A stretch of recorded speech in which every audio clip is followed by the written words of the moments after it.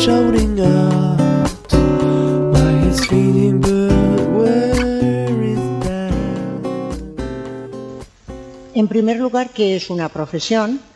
Como el tema era ética de las profesiones, pues a mí me parece importante pensar que es una profesión que puede ser dedicada al turismo, a la enseñanza, dentro de la empresa. ¿Qué es una profesión? ¿Qué es un profesional? Creo que es importante recordar que en realidad una profesión es una actividad y es una actividad social que la hacen distintas gentes, en la que cooperan distintas gentes.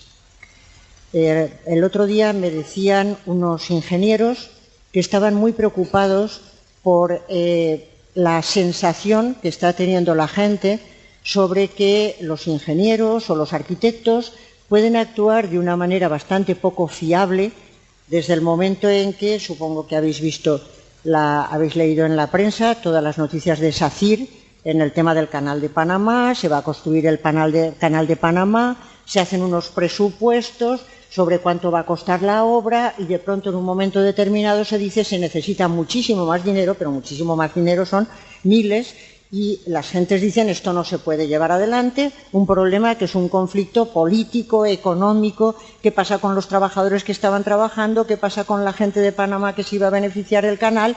De pronto la gran pregunta abierta, ¿qué va a pasar con todo esto?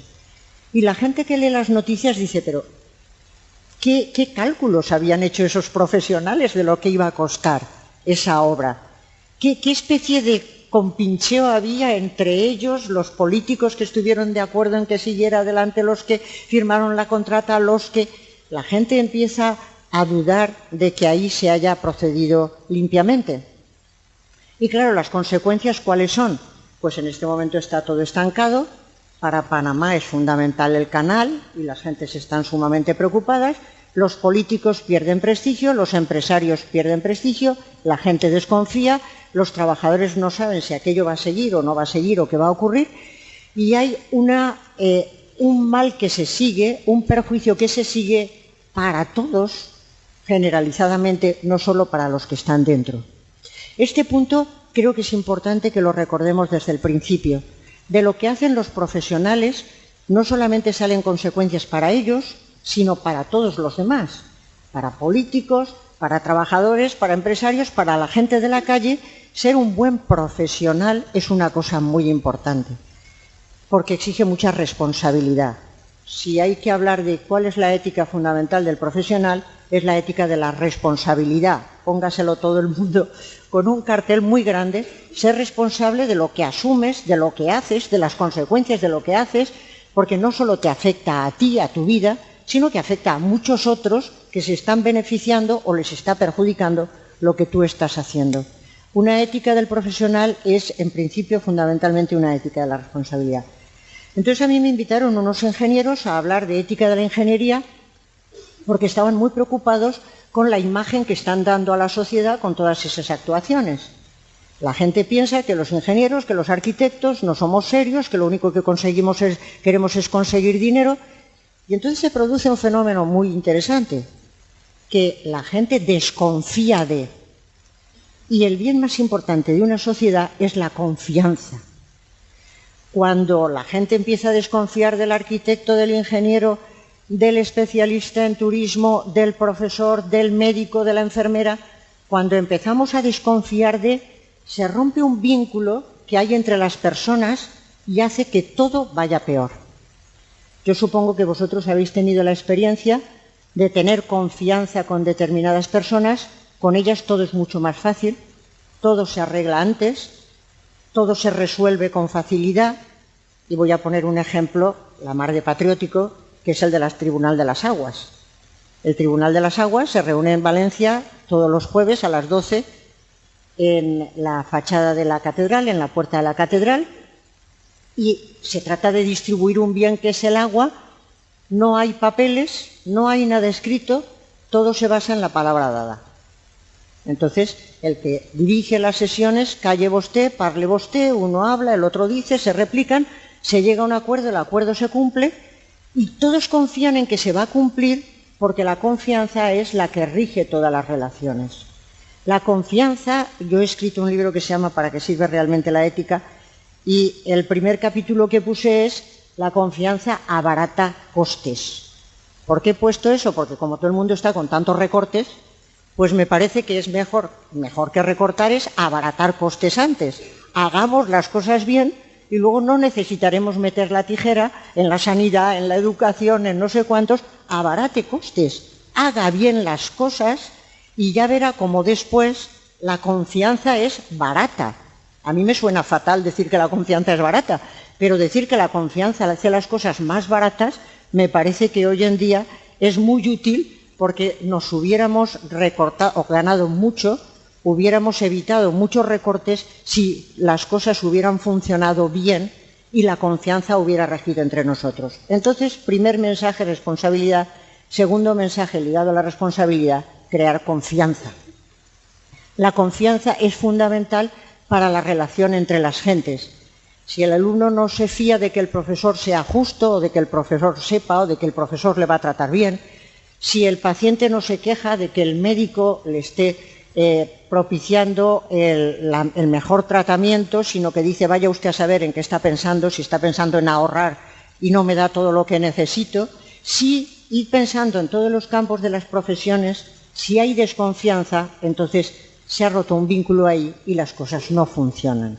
La confianza, crear confianza, es fundamental.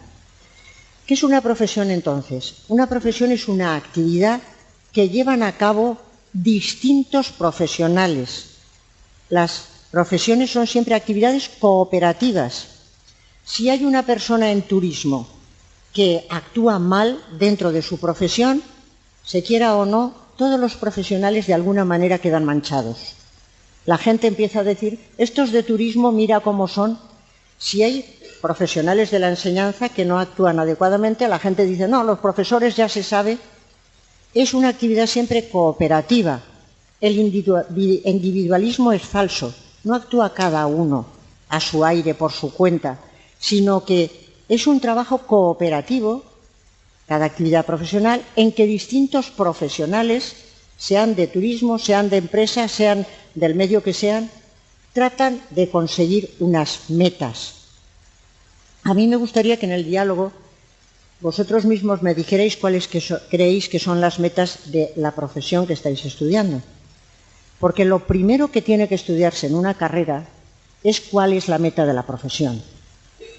Si no, ocurre que las gentes empiezan a estudiar una serie de técnicas, una serie de medios, pero no saben para qué. Para los seres humanos lo más importante es saber para qué son las cosas que se están haciendo. Lo primero que hay que preguntarse es, ¿esta profesión para qué? Y un buen profesional es alguien que sabe cuáles son las metas de su profesión y que intenta adoptar los medios más adecuados para alcanzar las metas. Uno puede dominar muchísimas técnicas, saber muchísimas cosas, pero si no sabe para qué, a fin de cuentas está siendo un mal profesional. No es lo mismo ser un profesional que un técnico. Alguien puede haber leído montones de libros, tener montones de técnicas, pero si no sabe para qué esas técnicas, no resulta. A mí me gusta mucho un ejemplo que ponía Aristóteles hace nada menos que 25 siglos, que no está mal, y decía que igual de bien domina el arte de hacer los venenos el que los utiliza para matar que el que los utiliza para sanar. Hacer un veneno no es fácil, hay que aprender a hacer el veneno, dominar la técnica, pero una vez uno tiene el veneno lo puede utilizar para matar. Y de hecho la historia está así de gentes que utilizan para envenenar a otros.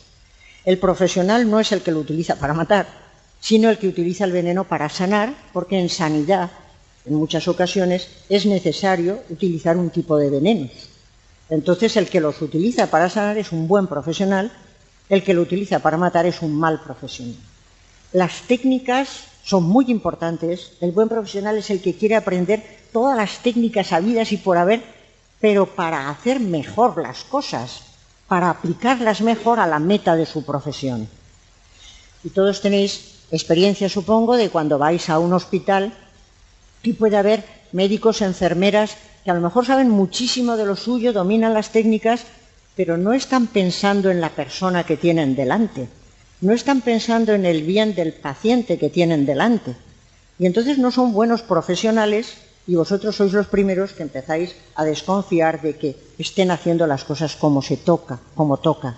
El buen profesional trata de aplicar las técnicas y entonces intenta saber mucho, estudiar mucho, pero no por sí mismo, sino para ponerlo al servicio de la meta de la profesión.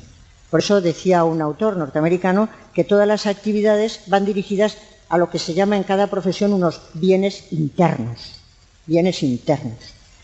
¿Qué quiere decir bienes internos? Aquellas metas que son las que hacen que esa profesión sea distinta de otras. Y a mí me gustaría que, aunque es una hora un poco temprana, anduviéramos todos muy atentos para ver cuál es el bien interno que ofrece cada profesión, porque eso es lo que le da legitimidad social. Las sociedades tienen que dar por bueno que haya profesiones y profesionales. Y si al final todo el mundo acaba buscando una profesión porque es la que da más dinero o menos dinero, al final todas se parecen enormemente. Y entonces da exactamente igual que alguien haga magisterio, que alguien haga ingeniería, que alguien haga... Bueno, conseguirá más dinero con una cosa u otra, pero lo que da sentido a cada una de las profesiones es ese bien que proporcionan que ninguna otra da. Yo voy a poner un ejemplo, pero espero que en el diálogo seáis vosotros los que me digáis las metas de vuestras profesiones. Voy a poner un ejemplo muy claro, que es el de la medicina. En medicina, quien entra en las profesiones sanitarias, sea medicina o enfermería, pues tiene unas metas que son prevenir la enfermedad, una tarea de prevención, ayudar a curar lo que se puede curar, cuidar aquello que no se puede curar y ayudar a morir en paz. Esas son las metas. Quien entra en una profesión sanitaria, lo interesante no es que tenga la nota más alta, más baja o más medio, que es lo que parece ahora más impresionante, sino alguien que esté dispuesto a tratar de prevenir enfermedades, curar a la gente que se pueda curar, cuidar a aquellos que no se pueden curar y que trate de ayudar a morir en paz cuando las personas están al final de su vida. Eso es lo que le da sentido a la profesión sanitaria. ¿Qué le da sentido al magisterio? ¿Qué le da sentido al turismo? ¿Qué le da sentido a la empresa? Nos lo preguntamos luego, pero por favor es muy importante el darse cuenta de que cada profesión ofrece un bien, de tal manera que si ese bien no se oferta, la sociedad es mucho menos humana. Es un bien importante, es algo que la sociedad tiene que tener, es algo que merece la pena que tenga, porque si no, sería mucho menos humana. Pues una profesión es una actividad cooperativa en la que distintos profesionales tratan de proporcionar a la sociedad un bien que le especifica, que sin él la sociedad sería mucho menos humana, y tratan de hacerlo bien. ¿Qué hay que tener para ser un buen profesional? Pues yo creo que dos cosas fundamentalmente, que son vocación y excelencia. Y voy a aclararlas las dos porque me parece que así dichas pueden sonar pues a cualquier cosa menos a lo que son. ¿Qué quiere decir tener vocación? Las profesiones siempre van ligadas a una vocación. La vocación no es una llamada que uno tiene desde pequeñito. Ya sabéis que Mozart, me parece que con 4 años ya componía sinfonías. Bueno, parecía que iba a ser un buen músico, pero normalmente un profesional no es alguien que a los 4 años ya nota que quiere ser una cosa u otra. Lo de Mozart es excepcional. Yo cuando llego a este punto siempre me gusta acordarme de mi hermana, que ha sido profesora en un colegio, excelente profesora de historia y de historia del arte, y cuando era muy pequeñita cogía gallinas, las ponía en los palitos y les daba clase. Y todo el mundo decía, esta chica será una excelente profesora. Bueno, pues sí que lo ha sido, pero no por eso. Es decir, que podía haber sido cualquier otra cosa, porque el profesional no es el que desde los 4 años ya empieza a dar muestras de que lo suyo es curar enfermos o cosas así. La vocación no tiene que ver con una cosa así. La vocación tiene que ver con tener unas cualidades adecuadas para la profesión. Si uno tiene un pulso terrible, más vale que no sea cirujano, es decir, hay que tener unas cualidades como para desempeñarla, unas cualidades razonables que bien cultivadas pueden llevar. Después viene mucho el momento, la situación. Uno se puede encontrar con que hay la posibilidad de trabajar de algo, el momento cuenta mucho, no es que uno ya está absolutamente proyectado para hacer algo, sino que tiene la oportunidad de trabajar tiene la oportunidad de estudiar, tiene la oportunidad de hacer. Entonces, las cualidades, la oportunidad.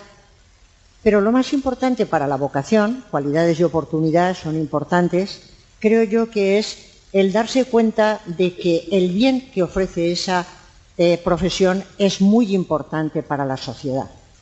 Eso es fundamental. Con unas buenas cualidades razonables, con unas posibilidades razonables y con ganas de proporcionar ese bien a la sociedad, uno se empeña en cultivarlas.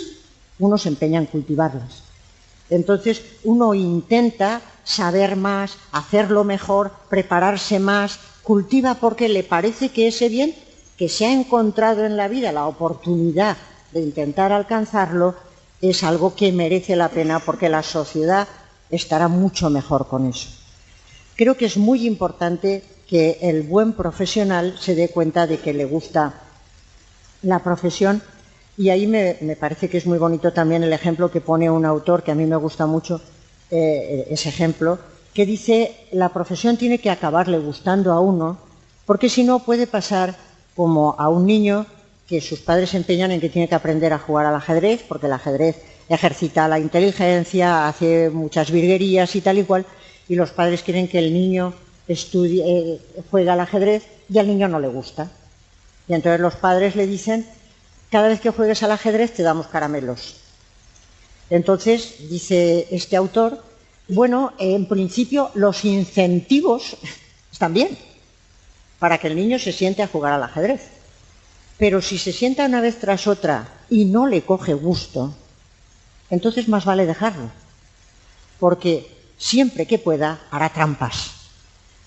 El que juega solo por el incentivo, el que hace solo las cosas por el dinero, por no sé cuántos, al final siempre que puede hacer trampas. Y nos está pasando muchísimo, y lo estáis viendo, que la crisis ha tenido mucho que ver con que muchos profesionales han hecho trampas porque no estaban demasiado convencidos de que estaban ofreciendo un bien a la profesión, ni estaban bien vocacionados. Luego diré otras cosas que compaginan con esto, pero creo que estas van siendo importantes. La vocación quiere decir: yo tengo unas cualidades para ello, este bien merece la pena, me he encontrado entre las manos la posibilidad de proporcionarlo, eso es muy importante, y hay que hacerlo porque esto es bueno para las personas, esto beneficia a las personas. Y entonces uno ya no hace las cosas solo por el incentivo, sino que hace las cosas por el bien de la cosa misma. El que actúa así es excelente. Ya sé que la palabra excelencia le rechina a muchísima gente, pero a mí no me rechina, y os voy a explicar en qué sentido no me rechina. Me pidieron que participara en un curso en Barcelona sobre educación, y el título que me daban era en relación con el tema de la equidad. Querían que se hablara de equidad en relación con la educación, y me dijeron: ponnos un título, y yo les puse equidad y excelencia. Muy educados me contestaron diciendo: es que la palabra excelencia nos da miedo porque nos parece que se puede entender en sentido neoliberal, y entonces yo les contesté diciendo: no lo entiendo en sentido neoliberal, poned otro título si queréis, pero dentro hablaré de la excelencia. ¿Qué es la excelencia? Bueno, pues la palabra excelencia en griego, en el griego clásico de Homero, pues se decía que el excelente era el virtuoso. La palabra virtud, la verdad es que hoy en día no goza de muy buena reputación, pero el virtuoso era el excelente. Y si habéis visto, habéis leído la Ilíada o la Odisea, o los habéis visto, pues, por ejemplo, Aquiles era excelente. Aquiles era excelente porque corría por encima de la media. Y Héctor, si recordáis a los personajes, era excelente en valor porque era el jefe de la tropa. Y su mujer era excelente en lealtad porque era la que se ocupaba del marido y del hijo en aquella época. Y Príamo, que era el príncipe, era excelente en prudencia, porque es bueno que los que mandan sean prudentes. Cada uno de ellos era excelente en una actividad, en una virtud, lo era por encima de la media, pero lo importante de la excelencia, si recordáis, es que quienes tenían esas habilidades las ponían al servicio de su comunidad. Las ponían al servicio de su comunidad. Si alguien es un príncipe prudente o un gobernante prudente y lo pone al servicio de la gente se beneficia. Si alguien tiene la capacidad de ser muy valeroso y ayuda a los otros que son más débiles y están más desprotegidos, está haciendo un servicio a la comunidad. Si alguien tiene la capacidad de ser enormemente leal, es maravilloso porque necesitamos gente leal, necesitamos gente ejemplar. Si alguien intenta dominar, intenta tener una capacidad para ponerla al servicio de la comunidad, entonces está siendo excelente. Y una democracia no se construye con gentes que se conforman con ser mediocres. Una democracia se construye con gentes que tratan de esforzarse para hacer las cosas lo mejor que pueden porque la sociedad se lo merece. En ese sentido es en el que me parece que es muy importante ir con cuidado, porque hay gentes que entienden que, bueno, si somos mediocres ya vale. No, la mediocridad no, hay que intentar no ser mediocre. Otra cosa es que uno no tenga más capacidades y que a la gente se le exija más de lo que puede, eso jamás. Pero que uno intente consigo mismo batir su propio récord, creo que hay que intentarlo. Por eso yo entendería que el profesional tiene que ser excelente no en comparación con los demás, sino consigo mismo. Creo que el buen profesional trata de competir consigo mismo para ofrecer lo mejor que puede. Y perdonad que ponga otro ejemplo, pero ya sabéis que los cerebros humanos son procesadores de historias más que procesadores lógicos. No sé si lo sabíais. La gente dice que la mente humana es como un computador y otros dicen de ninguna manera. La mente humana no es un computador. La mente humana es un procesador de historias. Contamos historias, contamos narraciones y eso es lo que nos hace poner la atención y ver que las cosas merecen la pena. Yo voy a contar una historia cortita y es que mi hermano y yo, cuando éramos pequeños, íbamos a nadar juntos y todos los días hacíamos competiciones, pero no entre nosotros. Yo hubiera perdido siempre. Entonces lo que hacíamos es que cada uno competía consigo mismo. Y el otro desde la orilla les decía, hoy has batido tu récord en esto, hoy has batido tu récord en lo otro. Y cada uno combatía consigo mismo, competía consigo mismo para batir su récord. Yo creo que el buen profesional es aquella persona vocacionada que se da cuenta de que tiene la oportunidad de ofrecer un bien a la sociedad, un bien que es importante, y compite consigo mismo y trabaja conjuntamente con los demás para ofrecer ese bien a la sociedad. Claro, dice el autor que estaba yo comentando, del ajedrez, etcétera, que todas las profesiones ofrecen un bien interno y que todas a la vez ofrecen sin quererlo lo que él llama bienes externos. Y dice que los bienes externos, que se producen de todas maneras, son fundamentalmente tres: el prestigio, el dinero y el poder. El prestigio, el dinero y el poder. Eso no se busca por sí mismo, en principio con la profesión, pero también se obtiene. Si uno hace bien las cosas, obtiene cierto prestigio como profesional. Evidentemente, obtiene cierto dinero y eso siempre le da un cierto poder. Son tres palabras que en ocasiones suenan mal, pero yo creo que hay que explicarlas bien, como todo en esta vida. Yo creo que es importante para un profesional tener no prestigio, pero sí reconocimiento. Uno necesita tener un cierto reconocimiento. Yo me he encontrado en ocasiones, y aquí estamos en el mundo de la enseñanza y todos esta experiencia la han conocido, que cuando pasa el tiempo y de pronto te encuentras a un alumno que tuviste en años, que te dice que le diste clase no sé cuándo, lo primero que preguntas, ¿qué nota sacaste? A ver qué viene a continuación. Si la nota era potable, respiras, pero lo mejor que te puede decir es, recuerdo todavía o vivo muy en parte de aquellas clases. Eso no es el prestigio, sino el reconocimiento. Ese día uno no come o no cena porque se pone muy gordo, está feliz. Me han dicho que lo que yo he hecho le ha servido. Y entonces uno vive de ese reconocimiento porque la gente, y eso no hay que olvidarlo nunca, nos debemos unos a otros reconocimiento. Yo siempre que hay una charla que me gusta, siempre hay una cosa que me gusta, voy al final y digo, oiga, me ha gustado mucho porque veo que necesitamos reforzarnos unos a otros ese reconocimiento, porque lo peor que le puede pasar a un ser humano es ser invisible para los demás. Y eso lo saben muy bien los que quieren hundir a otros, que los condenan a la invisibilidad. Por eso es mala la exclusión. Porque hay gentes en las sociedades que no gozan de ningún tipo de reconocimiento. Y tenemos que reconocernos unos a otros, primero como seres humanos, como seres dignos, pero además reforzarnos unos a otros en las cosas que hacemos bien. Un profesional no tiene por qué ser alguien de enorme prestigio, pero sí que tiene que tener reconocimiento, y eso es bueno, porque si no, uno se desanima. ¿Se necesita un cierto dinero? Pues me vais a decir que evidentemente, es que si no uno no vive. Es decir, alguien tiene que cobrar por su profesión, porque los seres humanos necesitamos cobrar para vivir, obviamente.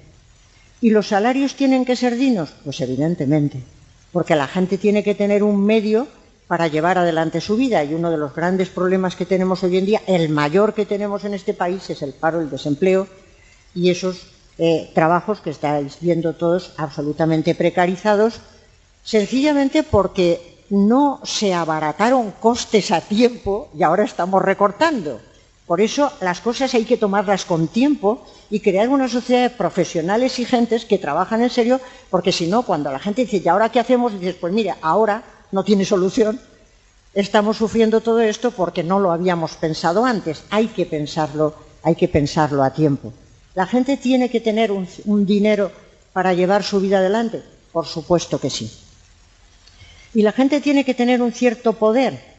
Bueno, yo creo que en la tradición anarquista, que es muy simpática, dice el poder corrompe y el poder absoluto corrompe absolutamente. Bueno, pues sí, pero necesitamos tener un cierto poder, porque es que si no uno no puede montar Florida, uno no puede montar la Universidad de Valencia, uno no puede montar absolutamente nada, ni un departamento, ni un nada, no puede hacer absolutamente nada. El poder razonable que se pone al servicio, que no es desmesurado, sino que se pone al servicio, es necesario para los seres humanos, si no uno no puede llevar nada adelante. Un cierto poder es necesario. Entonces, lo que ocurre es, decía este autor, y yo estoy de acuerdo con él, que lo que especifica cada profesión no son los bienes externos, porque un cierto dinero, un cierto prestigio, un cierto poder se obtiene con el ejercicio de cualquier profesión. Lo que especifica la profesión es el bien interno. Es el bien interno, y eso es lo que hemos recordado. Los bienes externos los dan en distinta medida distintas profesiones.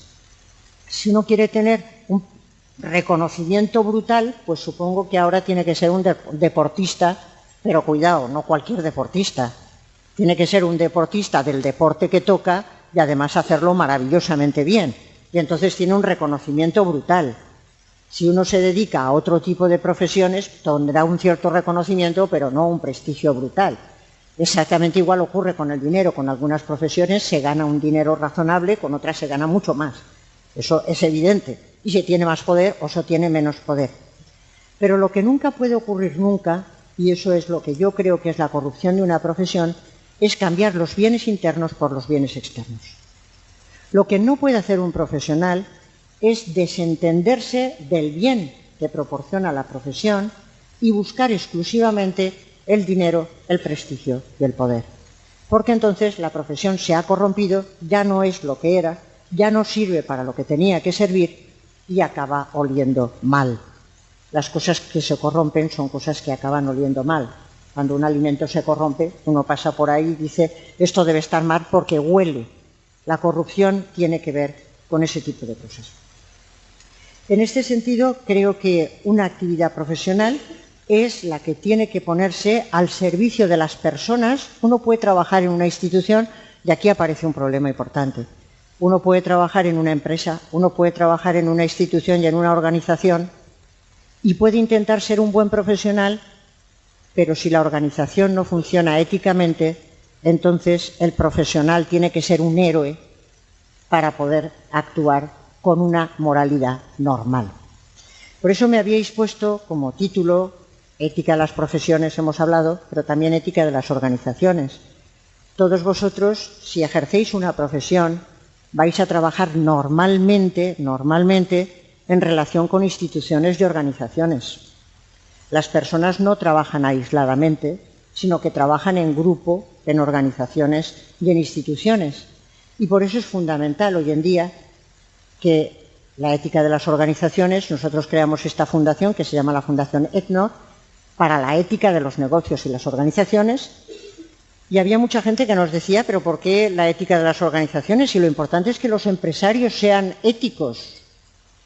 Bueno, las personas tienen que ser éticas, por supuesto que sí, pero la organización también tiene que ser ética, porque si la organización no es ética, a aquellas personas que quieran vivir éticamente les va a resultar muy difícil. Les va a resultar muy difícil.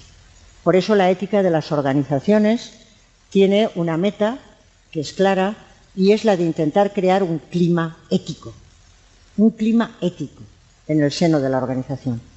¿Qué quiere decir un clima ético? Pues que la organización se da unos valores morales y las gentes saben que todos los niveles de la organización toman las decisiones teniendo en cuenta los valores de la organización.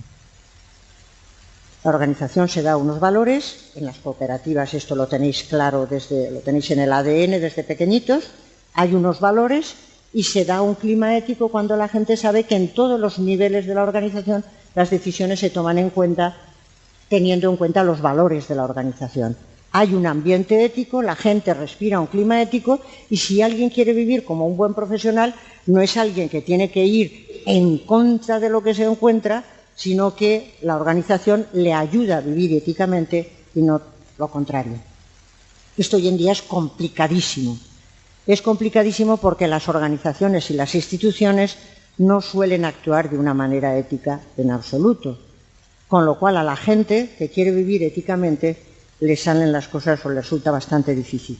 Sin embargo, la ética de las organizaciones es fundamental, y es fundamental por dos razones, y ya con esto acabo, porque me parece importante que pasemos al diálogo. Creo que hay dos razones fundamentales. La primera, que para cualquier organización del tipo que sea, la ética resulta rentable. Para cualquier organización, la ética resulta rentable. Que una organización funcione éticamente hace que las gentes crean en ella y genera confianza. Lo he dicho desde el principio, pero lo repito.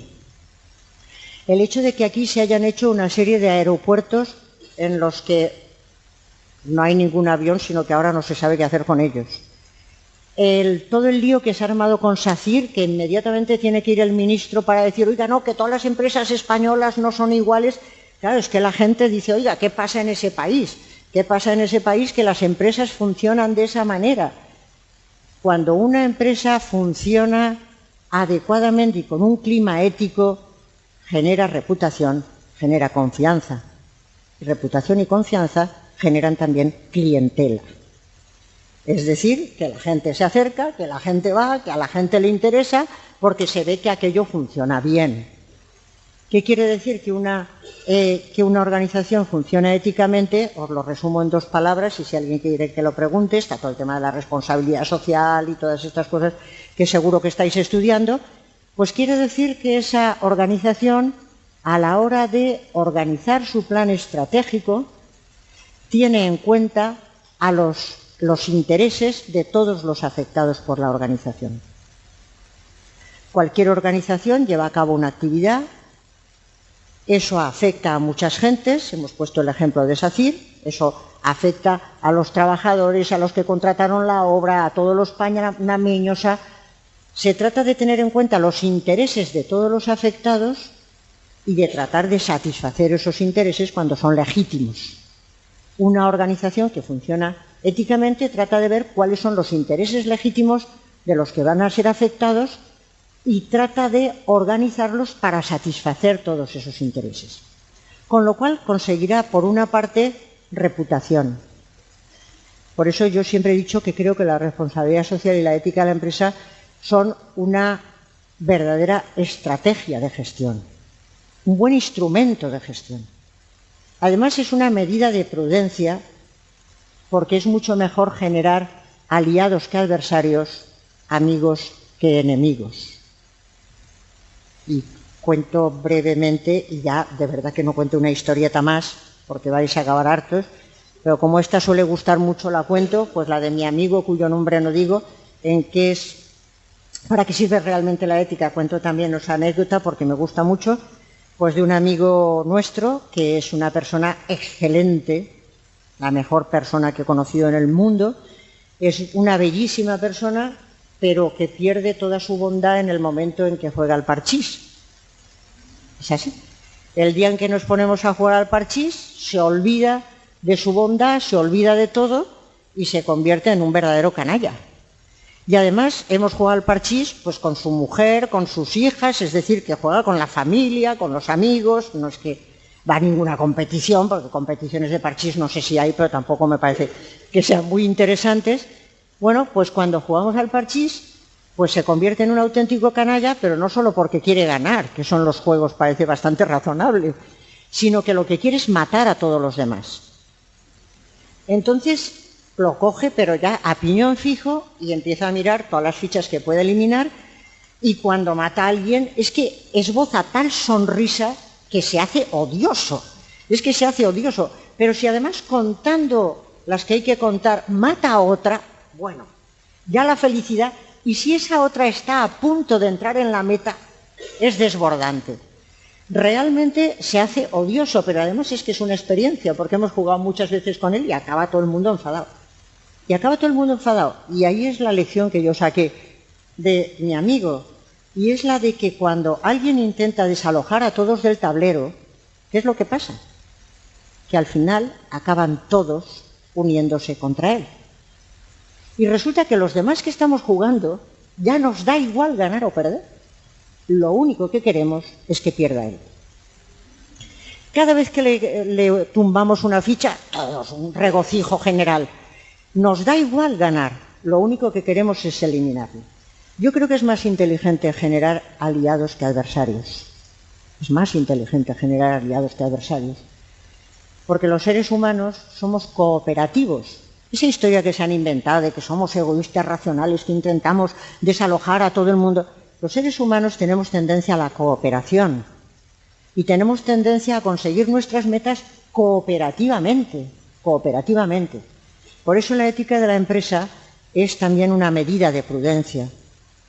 Y en todos los trabajos que estéis, buscad aliados y no adversarios. Buscad no hacer daño, sino trabajar con otros. Pero por último, creo que es también una exigencia de justicia. La justicia va más allá de la prudencia. Las profesiones están al servicio de las personas, están al servicio de los seres humanos. Los seres humanos, como decía Kant en la metafísica, en la fundamentación de la metafísica de las costumbres, tienen dignidad y no un simple precio. Tienen dignidad y no un simple precio. Las profesiones tienen que estar a su servicio. No se puede instrumentalizar a las personas, no se debe instrumentalizar a las personas. Hay que poner las profesiones al servicio de las personas, porque eso es lo que se les debe en justicia. La justicia es una palabra muy seria. Hay que poner las profesiones al servicio de las personas que tienen dignidad y un simple precio, que son fines en sí mismas y no medios para otros fines cualesquiera. Las empresas que funcionen así, las organizaciones que funcionen así, los profesionales que funcionen así, y esta es la última palabra que quería decir, son, como diría el Premio Nobel de Economía Amartya Sen, un bien público. La sociedad se beneficia de ellas. Bienes públicos son aquellos que algunos generan, pero todos se benefician de ellos. Los profesionales que actúan así, las organizaciones que actúan así, son un bien público. Todo el mundo se beneficia de ellas. Por eso una sociedad tiene interés en tener buenos profesionales, le interesa tener buenos profesionales. No hay buenas empresas, buenas sociedades sin buenos profesionales y sin buenas organizaciones. Creo que es un deber para cualquiera que quiere practicar una profesión o entrar en una profesión y tiene la suerte de encontrar la posibilidad de ejercerla, el pensar que es a las personas a quienes sirve, es a la sociedad a la que sirve y poner su excelencia al servicio de ellos. Pues muchas gracias y, si os parece, se abre el coloquio.